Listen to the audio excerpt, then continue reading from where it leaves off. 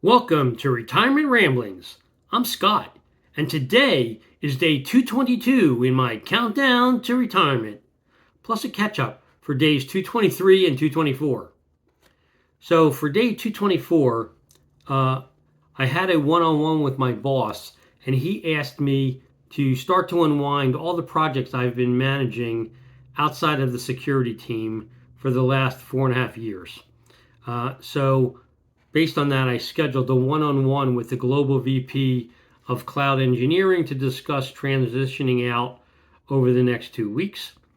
And then I saw an interesting chart from Bloomberg referencing the Federal Reserve Board of Philadelphia data that shows that nearly all demographic groups reported that they cut essential spending between January and the end of April, with the largest cuts between 4.2 and 4.3% among those making between 70,000 and 149.9 in household income, which, quite honestly, I thought was interesting given that lower socioeconomic groups weren't doing more of the cutting than those making over $70,000. Just surprising data.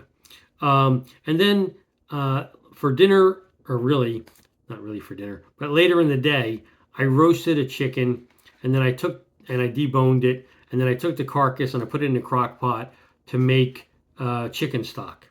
And then, I was going to let that kind of run overnight so that I could use it the following day, which I did. So then on day 223, when I got up in the morning, I turned off the crock pot. I removed all of the carcass components, strained out the chicken stock through a cheesecloth to make sure I got any particles that were in there. And then I basically converted that chicken stock into chicken soup. I added dill. I added in the white meat chicken from the chicken breast plus the thigh meat from the chicken I roasted the day before, and made 3 quarts of the chicken soup. And then, I ate the remnants that were just a little bit left over past the 3 quarts just to see how it tasted before I let it then cool down, for subsequent meals down the road. Then I had the one-on-one with the global VP of cloud engineering. I explained that my boss wanted me to transition out of all of the projects I had been running for him. So we worked out a plan over the next 2 weeks where I'll set up a bunch of meetings that he'll be able to record using Microsoft Teams, and I'll show him all the different aspects of what I've been doing, from the general management of the projects through to billing, and various allocations. And then I'm picking up 6 new projects that are all based around cybersecurity. All those projects need to be completed before Thanksgiving of this year. So that'll become my full-time focus, between now and when I retire. And then for today, like I do every Saturday, I did my weekly portfolio review. And so we're down 1.31% week over week. We're down 1.54% from our high in the middle of February. And year to date, we're up 1.4%. So not great, not horrible. For the week, across the broader averages, the Dow Jones Industrial Average was down 2.5% to 41,603. The S&P 500 was down 2.6% to 5803. The Nasdaq was also down 2.5% to 18,737. The Russell 2000 was down 3.5% to 2040. And all sectors of the S&P 500 were down for the week, with the worst performing sector being energy, and that was down 4.4%, and the best performing sector being consumer staples, and that was down only 0.4%. And then WTI crude was down 1.7% to $50. That doesn't sound right. I think it's $60.93 a barrel. I think I just typed it wrong. And gold was up 5.6% to 33.6580 a troy ounce. And then I saw an interesting chart from the Visual Capitalist based on data from the U.S. Bureau of Labor Statistics at the end of March 2025, and it wasn't seasonally adjusted. And it showed that the highest average hourly wage was in Washington, D.C. at $52.89 per hour, and the lowest hourly wage in the U.S. was in Mississippi at $28.25 per hour.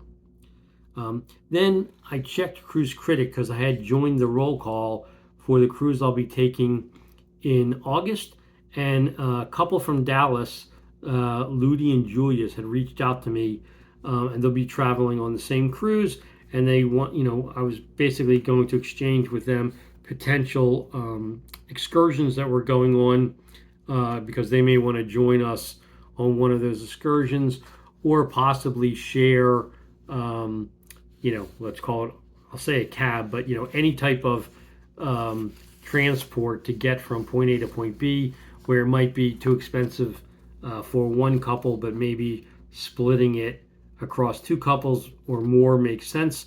I did that when I visited the UK and went through Scotland, and it worked out really, really well. So they're roughly the same age category as my wife and I. So while I don't know what they look like or anything about them other than their basic age and where they live, we're going to exchange some details over email, and then see whether or not we want to coordinate getting together while we're on vacation.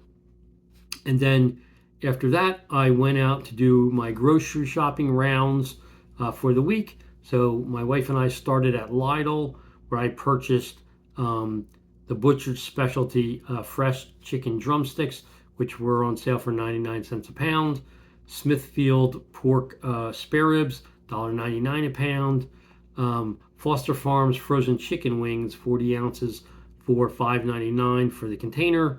And then I bought 2 pounds of frozen wild caught raw shrimp. They were $7.99 a pound each.